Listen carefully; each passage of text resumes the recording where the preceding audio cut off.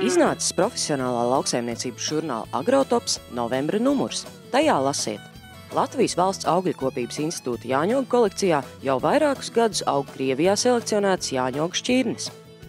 Vācijā atklātā laukā ierīkoti hidroponikas lauciņi, kurus šoruden vairāki Latvijas dārzeņu audzētāji redzēja savām acīm. Kokneses pagastā Vilhelms un Kristīna van Herki 5 gadu laikā izveidojuši piena lopkopības saimniecību Jaunholandes, kur patiešām izskatās kā Nīderlandes laukos.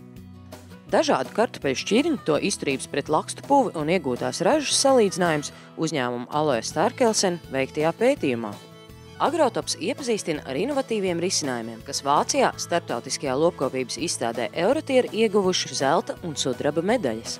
To visu un vēl daudz ko citu noderīgu atradīsiet žurnāla Agrotops novembra numurā. Žurnāls Agrotops katram zemniekam un lauku uzņēmējam.